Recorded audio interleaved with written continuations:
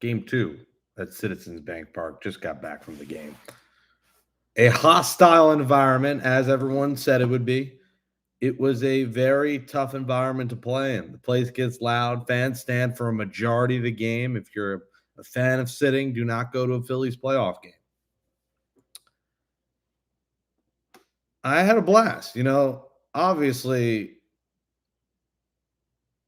a brutal ending, but the Mets once again showed the resiliency with Mark Vientos in the ninth inning, tying it up. And I yelled, and everyone was looking at me. The comeback kids did it again. Destiny. I spoke too soon, obviously, but I was fired up, and the place was silent, and it was very enjoyable to hear that place quiet. Every time it got quiet in there, I was on cloud nine, because when it's loud, it's loud. And, there's some things you can nitpick. There's things we could go back and kind of break down of, was it the right move or not? But in the end, the Phillies outplayed the Mets, and they came up with the clutch hits when they needed to. And Luis Severino was incredible today, but he was gassed and he imploded. And it's funny because I'm talking, the guy next to me actually has been following me on Twitter for a while. He knew me, so made a friend next to me, and I followed him. He's like, yeah, I've been following you on Twitter. I'm like, oh, cool. He went to a second game. He wore Met gear Saturday and said he got treated terribly, and he was in a plain black shirt on Sunday. So the fans do get rowdy. You got to be careful, but I made it out alive. And, Severino's dealing, and I'm thinking to myself, holy cow, Luis Severino go 8 innings, DS3, boom, 2 games to nothing. Started counting the chickens before they hatched, and then Bryce Harper hits a piss missile. And before you could even think about, hey, let's pull Sevy here, a pitch or two later, I forget if it was the first pitch or second pitch, Castellano ties. And that place was shaking. Citizen Bank Park was shaking when Nick Castellanos hit a home run. I had to see if there was any major disasters in the United States that happened today. I had to check what happened in the world that went wrong for Nick Castellanos to hit a huge game-tying home run. Did someone die? Was there a bomb drop somewhere? Was Tom Brenneman in the ballpark? I had to figure out what happened for Castellanos to do it. Let me know in the chat if you're watching right now. Was there anything that happened bad in the world today and behind? The service in that ballpark is god-awful. And I have Verizon. I don't have T-Mobile. Service was terrible. I couldn't get tweets out there.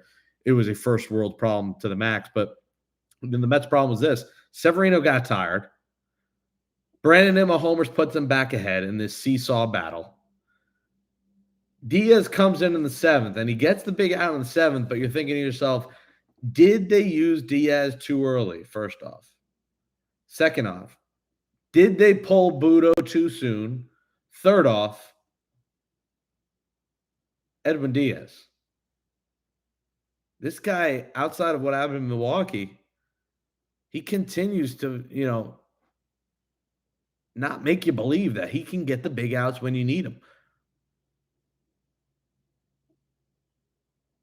Walks will always come back to bite. I think it's probably smart to walk Bryce Harper, but then Castellanos single, and then, man, I was like first row right field.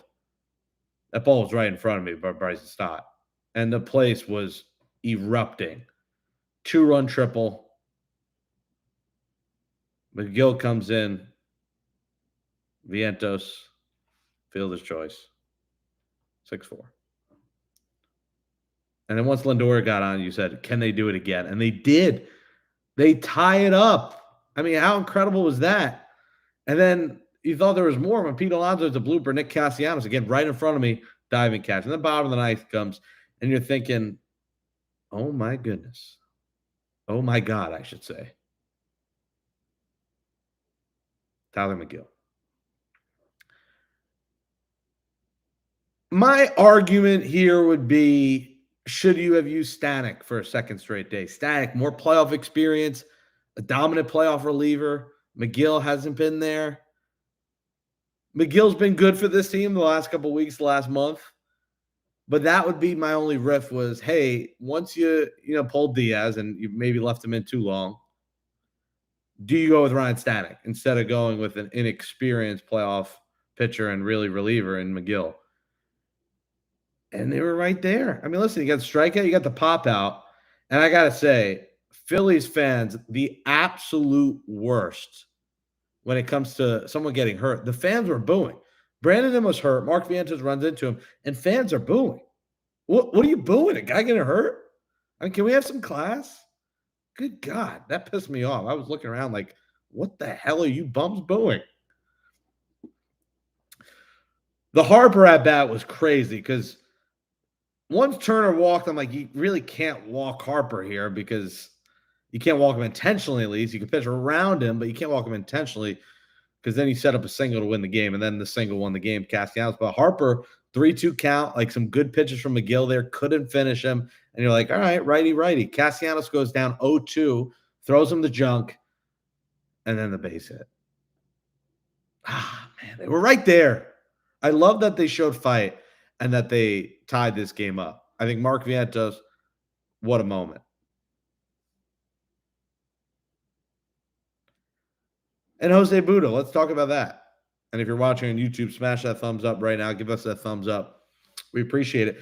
Jose Budo has become difficult to trust for this Mets team come playoff time. And I think the league has caught up to him. And I think Jose Budo was a godsend for the Mets. That's not discrediting the amazing season that he's had. But I think you're in a position for the Mets where, it's gut check time where I don't think you can put Jose Budo in a one-run game anymore. You got all you could out of him. He had a remarkable year. But I don't know. The devil's advocate, and I get this side too, should you have kept him in there? Hit by pitch, fly out, pop out, single, and then you went to Diaz. Did they go to Diaz too early? Now, I get going to Diaz because you had Kyle Schwarber coming up. But, if you're going to pull Budo after 3 hitters, don't use him. Use Stanek in the 7th, and then maybe Diaz in the 8th. Either way, Edwin Diaz imploded again, and he's imploded a lot in big spots, and he's getting paid way too much money to do that. There's nitpicky things with coaching, but I just think a better team won today. And the Mets were not going to sweep. It was going to be very difficult to sweep this series and to win 2 games on the road. It just does hurt that they were right there. It does hurt that this was a 3-0 game. That evaporated. A 4-3 game. That evaporated. A tie game, you're thinking, let's take this thing to extras and win this thing and silence this crowd. I would have been more scared leaving that park if the Mets won that game. Obviously, I wanted to win the game. But I think I would have faced more harassment if I walked out after they lost. But when it was quiet in there, oh, what a feeling.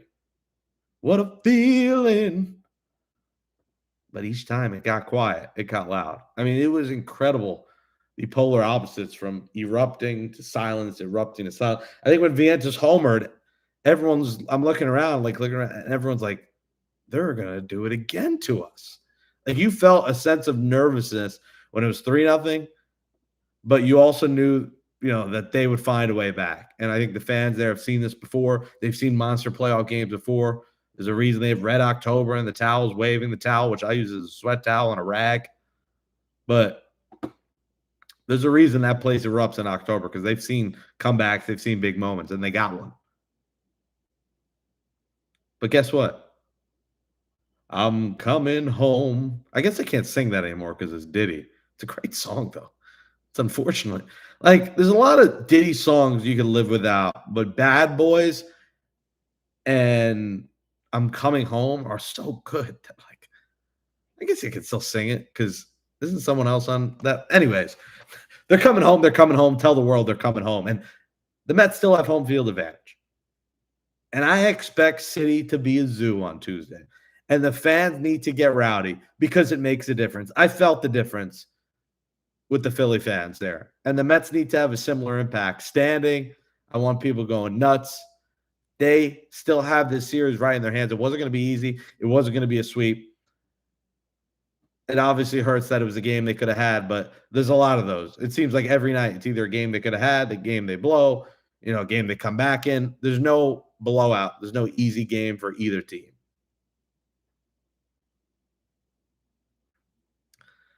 But man, Citi Field. If you're not going, I hope you're going somewhere to watch. Don't watch by yourself. Got to watch with someone for this one.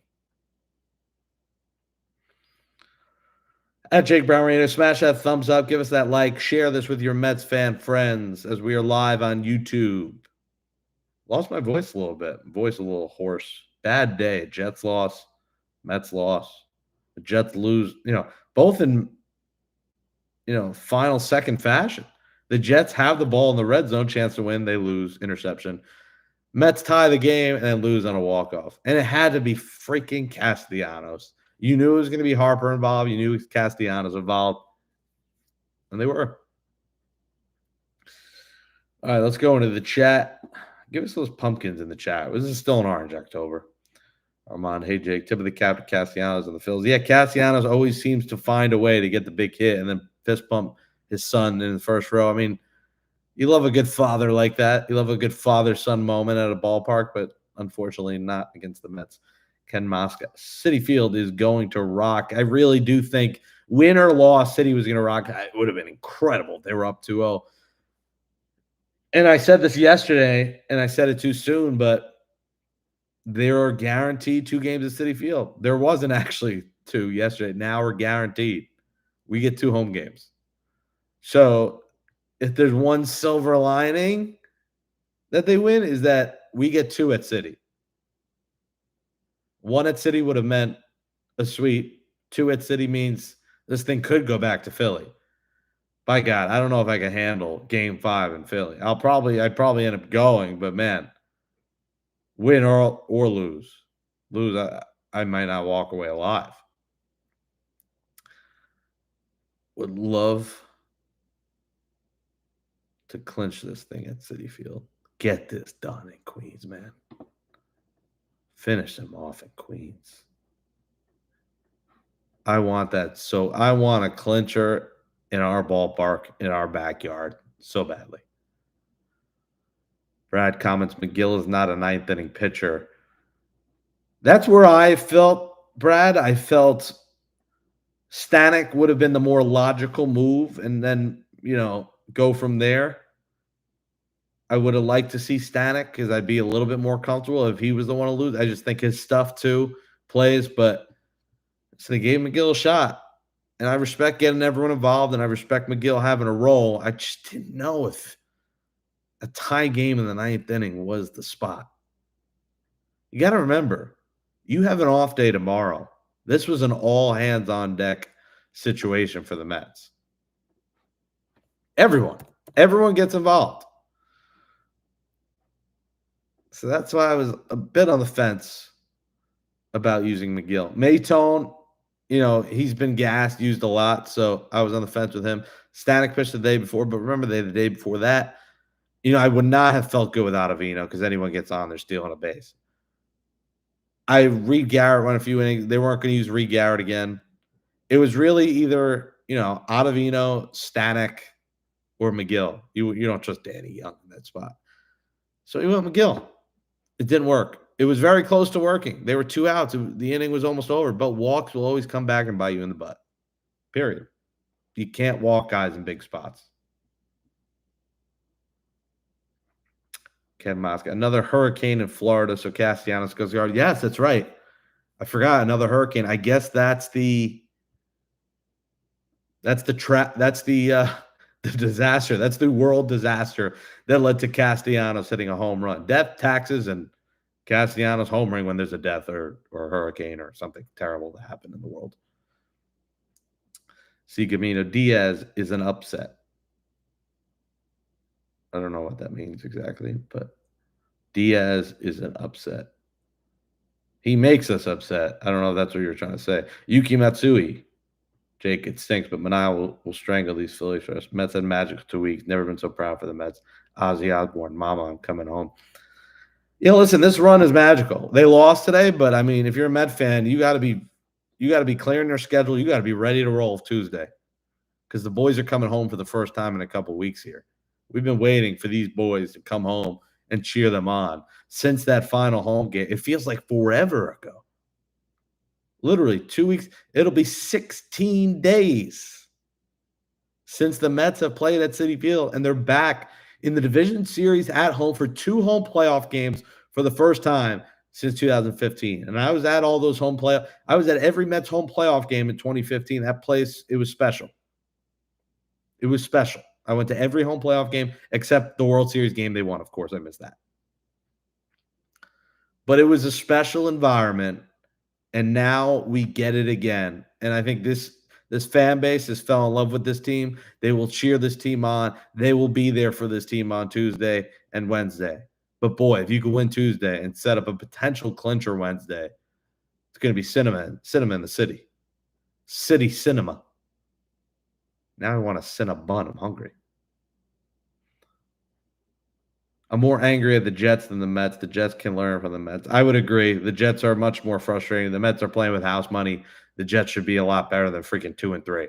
Jets today and last week, really last week, should have won. And they're doomed because their coaching staff's a joke. At least the Mets have a competent coaching staff. There's the pumpkins in the chat for Orange October. I look a lot dumber now that we lost.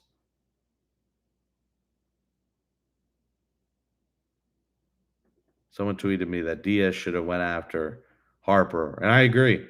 Walks doomed the Mets down the stretch. The bullpen, we've seen this before with the Mets bullpen, walks plaguing them, and it did today. Imagine Nunez or Raley or Nate Lavender healthy. I think Raley is the key one for me. Nunez was kind of like Jose Budo. I think incredible regular season, but I think the league was going to catch up to him. But I did love Daniel Nunez and his confidence on the mound and how fired up he gets. I think that would be pretty cool to see in October, to see how fired up he gets. But again, I think you're learning now they got to be careful with how they use Jose Budo. As good as he was in the regular season, this is the postseason. It's a different animal, and I don't know if you put Jose Budo in those one-run games right now. I think Stanek's a guy you got to lean on. Playoff, postseason success, Ryan Stanek.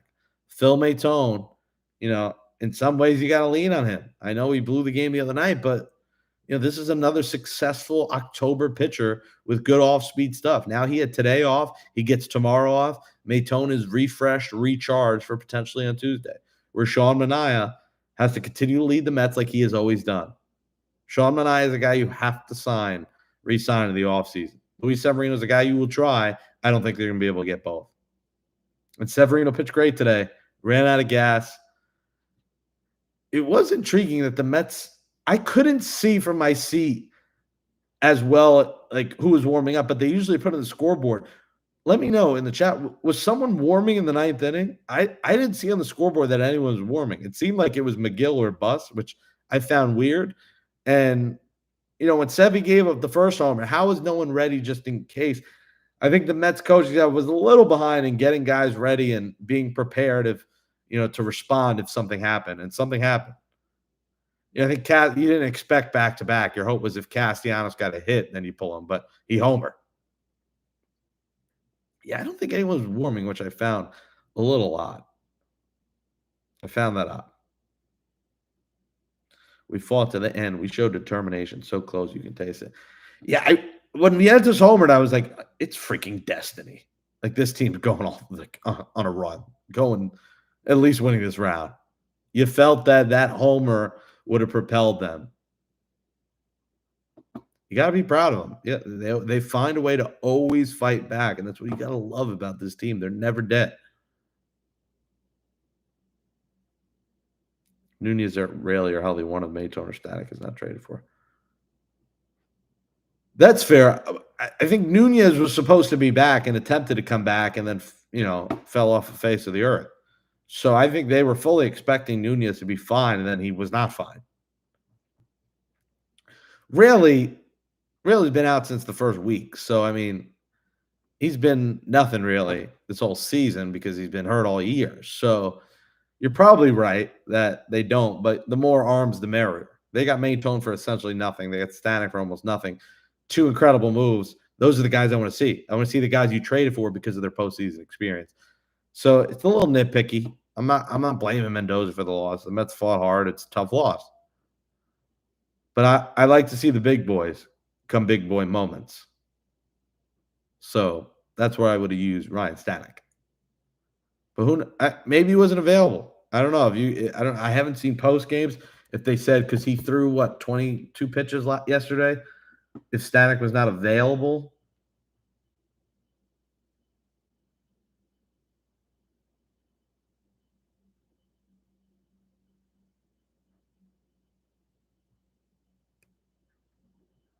You didn't see Stanek, you didn't see Maytone. I don't see anything about them not being available. By the way, can we talk about Luis Severino's post-game fit? My God. He says he feels really good about the game. I'm not going to get mad at Severino. He had a great start up until those moments. Man, that is a fire. If you look at SNY, they tweet the videos. Severino, I got to get my hands on whatever that shirt he's wearing. That has Jake Brown red all over. Holy cow. It's like a cheetah zebra print. Someone find out where that's from.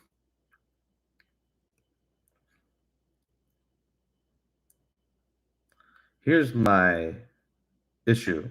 Is Edwin Diaz just chokes in big moments, man.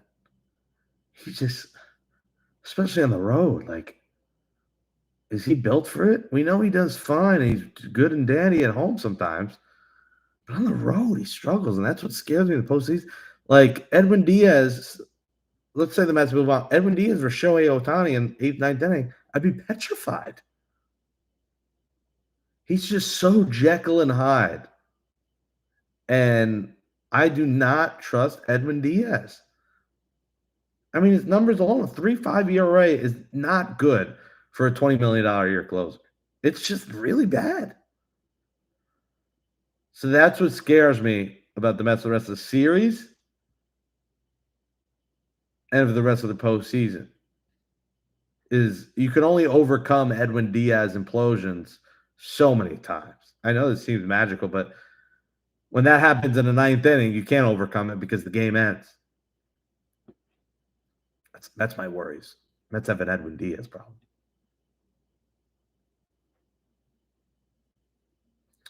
Jake, you see the Jeff McNeil interview. Can Jeff come back? I think Jeff will try and come back if the Mets move to the NLCS. I just don't know where he plays. Like, do you put him at DH over Winker, JD? It's hard for me to say, hey, play guy coming off a wrist injury against these. I think they'll find a way maybe to get him on the roster. I just don't know what role Jeff McNeil would have for this team right now. Mendoza said it was Edwin and McGill. Nobody else were available. Okay. I didn't see that. Okay.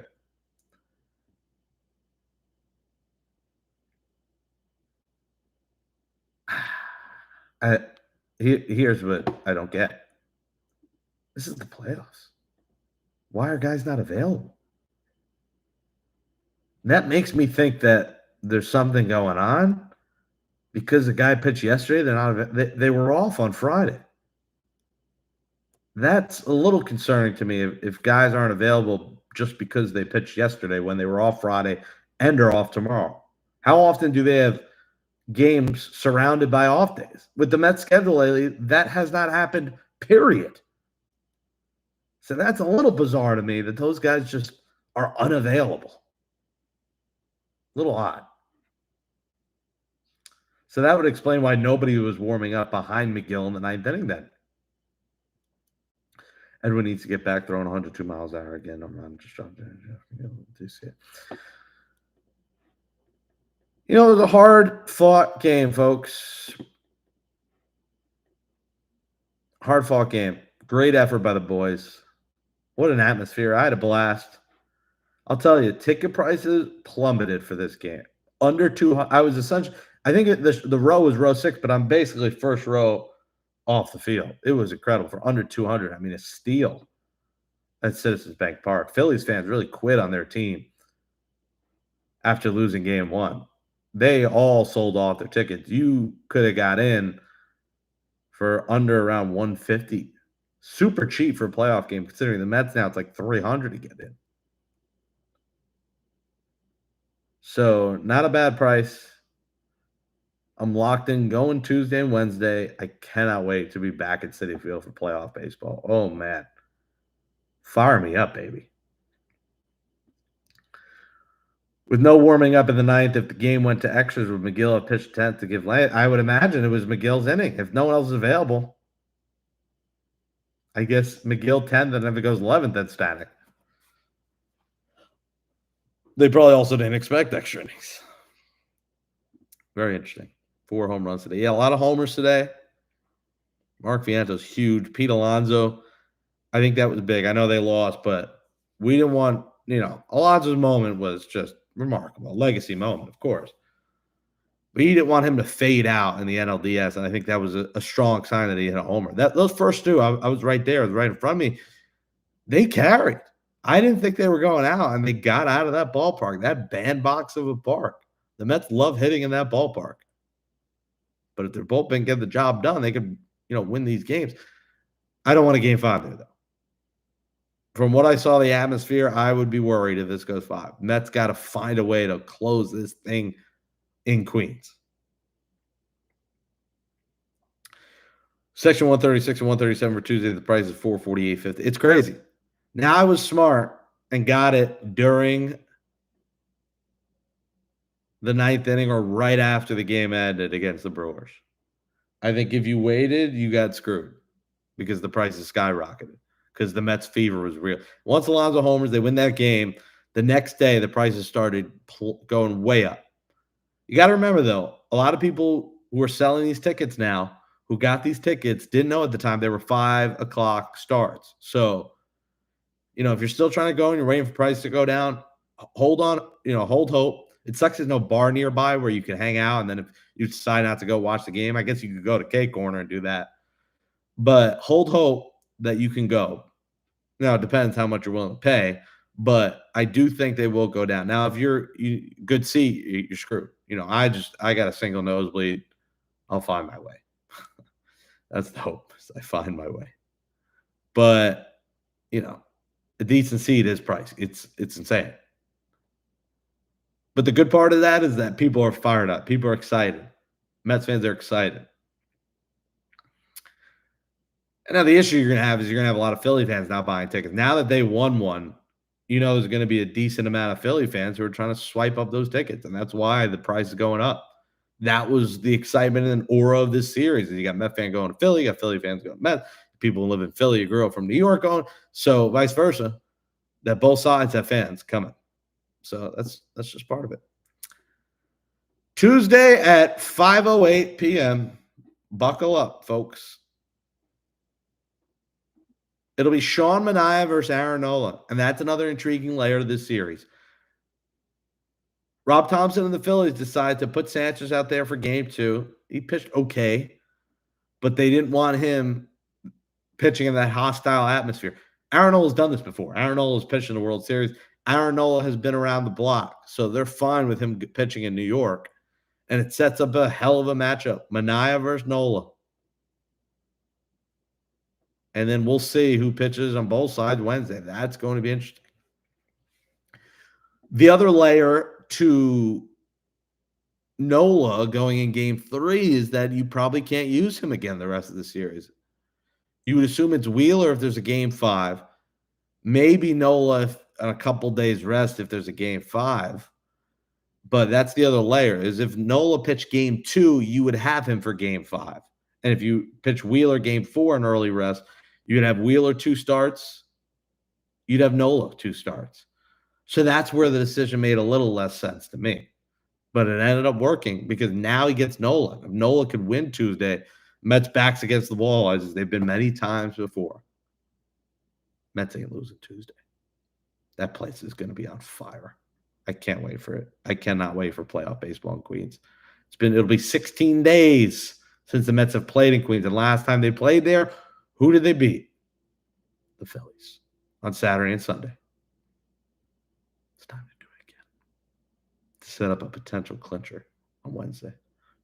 Don't let this thing come back to the bank. Finish this. In the words of Mortal Kombat, finish them. Finish them. Finish this series. Well, Alec Bohm said another game.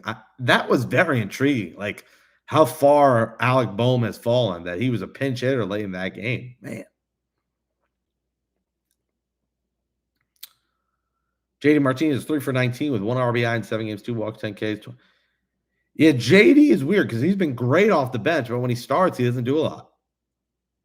Winker will definitely, against the righty, be starting on Tuesday. So we'll see Winker. Bader, I wish he could just hit more, man. I wish he could do more. Man, if Bader gets on, Lindor single, Vientos 3-run homer. Holy shnikes. So we'll see Winker Tuesday. Righty in the mound. I assume Taylor's back out there starting against the righty over Harrison Bader. You know who's due? Who I feel like Tuesday night, and if this happens, tweet me, the Pumpkins. I think Francisco Alvarez is going to hit a huge home run for the Mets on Tuesday. He comes up with big homers and big moments once a month, maybe. He's very, very due. And the Mets badly need their franchise catcher to come up big. And I just have this gut feeling in my stomach that Alvarez, and returning home and in front of that crowd, comes up with a big boy home run in the late innings to help the Mets win that game on Tuesday. Not Wednesday, but I think he does it Tuesday. I just have this weird feeling Alvarez is so due that he's going to hit a piss missile to left field. Ranger Suarez, game 4 starter. Yeah, that's what I would expect. They go with the lefty. Just kind of mixing it up here. Righty, lefty, and then Wheeler, game 5. I could see Wheeler pitch game 4, and they go to Sanchez game 5, and Sanchez does not pitch well on the road. Yeah, well, I think they're going to Suarez, I would imagine, for game 4. It all depends what happens Tuesday. If the Mets win Tuesday and their backs are against the wall, I think you might see Wheeler out there for game 4 to try to send the season back to Philadelphia. Because Wheeler pitched Saturday, he had Sunday, Monday, Tuesday. It would be on 3 days rest, but the way he pitched, you might have to go to him if your backs are against the wall. And if they don't throw Wheeler in game 4, the Mets should thank the Lord. Speaking of that, how about Brandon Nimmo? For his grandmother, home run. Another great game from Nimmo. Hope he's okay. Vientos, what are you doing there, bro? That ball is in left field. Let Brandon Nimmo cash that. I thought Mark Vientos was doing a little too much with that. Bro, you're almost like halfway in the left field. Let Nimmo cash that. You can't risk an injury here. Those kind of things cannot happen. It's the playoff. The team has too good a chemistry to lose a guy because of a collision because someone called off another guy. Can't happen. So let's hope Nimmo's perfectly fine. I'm sure he is. But that was very, very scary. Smash that thumbs up. Share this with your friends. Subscribe if you're not to Jake Brown Radio on YouTube. Go follow me on TikTok, Twitter, Instagram at Jake Brown Radio. Appreciate you hopping on these post games. I'll have a Mets Magic pod tomorrow. Food at CBB. I actually ate at Xfinity Live. I had I'm sorry. I ate the Charlie's cheesesteak in the stadium, which was fine. I'm going to be honest. Cheesesteak is wildly overrated. I'd rather have like a steak sandwich like at Citi Field. I'm not the biggest cheesesteak fan. It also makes you fart dump. Not the biggest cheesesteak guy. I had that in the ballpark. They had a really good soft pretzel, but it was like a bow tie shaped pretzel. Very good. I didn't want to get up during the game really, so I got up once to get a soda and the pretzel. But I wanted to be locked in the whole game because we were like first row. I mean, you'll probably see me if you watch the Stott Triple. You'll probably see me there in the Amazing but True shirt as the ball goes down the line. There were a few. The Tyrone Taylor near sliding catch was right in front of me. You might see me there. Ball bounced right above me. So I did not really want to miss any action. Playoff baseball.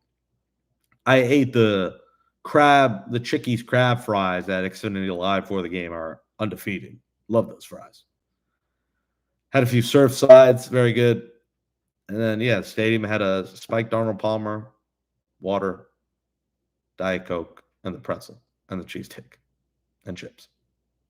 I'm like, it's over. Then the food line keeps going. But all I had today before that was eggs and toast. So I was starving. So the fries were the appetizer. The cheesesteak was my lunch/dinner. I haven't really had dinner. I might just make a PB&J right now. So I didn't go too crazy. Hit the gym. We'll hit the gym tomorrow. And then I got an Amtrak Tuesday. It gets in like 1 p.m. into Penn Station. And then we'll head on over to Citi Field. Kind of got to win. I hate to say must win, but it feels like a must win now. You need to take this series lead. There will be panic at Citi Field. The Mets lose Tuesday and are down 2-1. I am not trying to watch my team get eliminated. We've been waiting for home games in the NLDS at Citi Field since 2015. 9 years. It can't end in our ballpark, and I don't think it's going to end. And I think the Mets are still going to win. I said Mets in 5. So if that's the case, they'll have to win in Philly in Game 5. And they've shown us resiliency. They did it yesterday. They came back today. I believe this team finds a way. They get a nice off day tomorrow. A normal off day. Remember, the last off day was like they were hungover. Tomorrow will be a normal rest your body, get rest, and get locked and loaded for Tuesday. See you at Citi Field. Mets Magic Podcast coming tomorrow. Go check out Jets Flight Club. Smash that thumbs up, comment. Appreciate it. Subscribe, all that jazz. Let's go watch some football if this game's on. I don't know what's going on with this weather delay. We got the Padres game. What's going on with that game? I don't even know. It was 3-1. Yeah, 3-1 Padres. Could be the Mets' next opponent. We'll see. 9:45 kickoff. All right, I can make a little sandwich here. Thank you, everyone, for watching. Gotta believe, baby. Mets win Tuesday. Sean Manaea gets the job done. The Mets take a 2-1 series lead. Right? Let's go, Mets. Let's go, Mets. Let's go, Mets. Let's go, Mets. We're coming home Tuesday night. I'll see you there. Thanks for watching. Let's go, Mets.